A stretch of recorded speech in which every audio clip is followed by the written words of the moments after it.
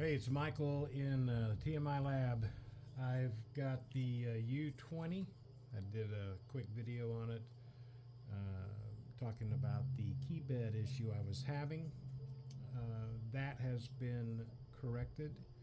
I fixed that utilizing my patent pending shim method here. And that worked great. And I didn't have the bottom put back on it, but I did have everything else put together. And I was testing it out, and I kind of got carried away. I found out that the switch panel wasn't working. Some of the switches were working, some of them you had to push real hard and rock around, and so yeah, I unfortunately have to do a switch replacement, but that's not too bad. But you know how it is. Yeah, I started testing and playing around, and I kind of lost track of time. I was just taken away by the music there, I guess. So anyway, yeah, these things are amazing. Just wonderful, wonderful. Big Roland fan, in case I didn't mention that. Anyway, so we have a problem here with the switches. This is the bank, and I believe it's patch switches for these. Already on auto mode. And by the way, this little thing has become my go-to. This little multi-tester. It does phase sequence detection too, although I haven't done it, used it for that. However, this is my go-to, and I'll tell you why. Is because normally on my other multimeter, you have the base set somewhere, and it's not always convenient to have something to set it on that's within range, and then you have your two leads coming off. Well, this thing puts the whole works in your hands, so all you have to, you got your leads. It does have voice prompt and interesting stuff. It'll tell you with that Chinese accent, I don't mind that at all, but it'll tell you what the voltage is or whatever. In auto mode, it covers all your bases. So if you're testing continuity, it'll show you resistance, and then it'll switch over to a continuity beep. So in the case of switches, that's what you want to hear. So I'll leave a link to this, in fact, in the comments. I'll try doing that in case you want to get one of these. They're like less than 30 bucks, I think, when I bought this Amazon. But this is a cool one. Which one is this? This is the, I think, was it? Yeah, 3009. That's what that one is. So make sure you get the 3009 because it's got that cool voice on it. Anyway, so what you want to do to test these, I mean, I really don't need to do this because I already know what's going on, but I'm just going to show you if you want to test the switches out. The way I do it is I will go to the solder side of the PCB. This is the part side on the other side. This is the solder side on this side. And you're just going to put your leads on those solder joints there. And hopefully you can see that. I don't know. And then you're going to push the button. And if nothing happens, just push it hard enough to get a click. You should not have to just bury your finger into this thing. In this case, I'm having to do that to get it to beep. I'm pushing it in, it clicks, and it kind of gives me a little bit, then it doesn't.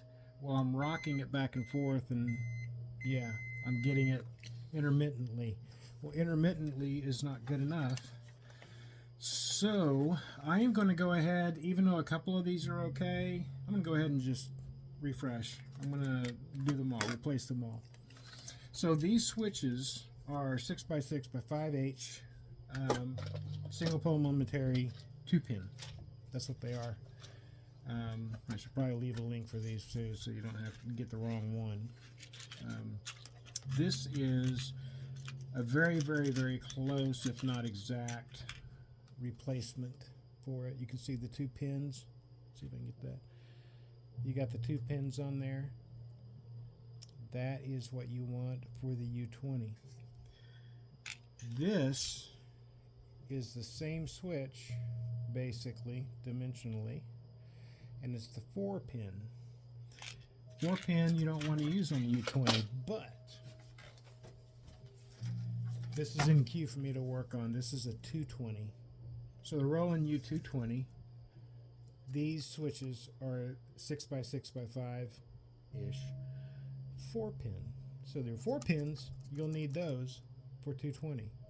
For the U20, the keyboard, 2-pin. In a pinch, you could use the 4-pin. Just diagonally place them, so you're diagonally going through the holes here. You could do that in a pinch, and you have a lot less tolerance with the mechanics of the actual switches pushing down on these, but that could be done. I'm not going to say I've done that, but in a pinch you could actually use a 4-legged switch instead of a 2-pin switch. But let's use 2 pins on these because that's what it needs. Try to keep it very reliable. Replace them all. Don't worry about, well, I'm not going to replace this one or that one or go through even wasting time testing them all. Just replace them all. So, and these switches are really cheap too. Now, I've gone through a lot of these packages of these different assorted switches, and I always find myself using more of certain ones than others. So, if you want to just get what you need, you can get these 2 pins. I think it's like $100 for $5 or less for these. These are really cheap. So I'll leave a link also in the description for that, so you can just click and go. So that is what I will be doing as the next step in bringing this U20 back to its rock and roll glory days. So, and I just kind of make this assumption everybody has basic soldering skills and you know what to do as far as how to desolder and solder on a component, but maybe I'll do a quick video on that too. There's plenty of that out there. People have covered that, I think, to death. But and also, I just got this little desoldering tool. I've used the braid a lot. I'm going to try this out and see what I think about it. It seems like a pretty cool. You just plunge it in there, get your solder nice and multi, and push the button and up it comes. So I'm going to give that a shot. I'll let you know how well that works. I have no idea. I haven't tried it yet. Anyway, that is it. Just proceeding along. As soon as I get this done, I believe that is the only issues left. The output is very, very clean, so I don't have anything to worry about there.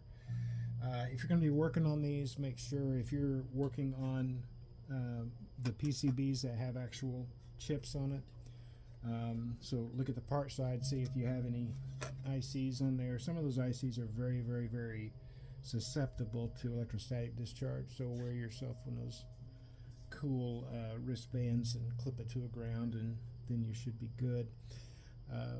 Yeah, I think we're getting closer. So as soon as this is done, I believe that's probably going to be it, and then I will follow it up with a video showing you the repaired U20 in action. So that'll be fun. That's worth all this, going through all of this to be able to play with it. That's what it's all about. All right, enough of that. I got to get to work, get this thing together, and can't wait to show it to you guys. If my videos are helping, please give me some feedback, comments, let me know. If there's something in particular you need me to kind of focus in on instead of being more general, let me know. I don't want to waste your time with a lot of meaningless stuff that's not really helping you, or stuff that's covered already. So let me know if there's anything in particular that you want me to kind of zoom in on. I'll be happy to do that, but I do not speak French, so I haven't done that since high school. But I will do the best I can in English. All right, guys. Hope that's helpful. Let me know, and I'll see you next time. Rock on.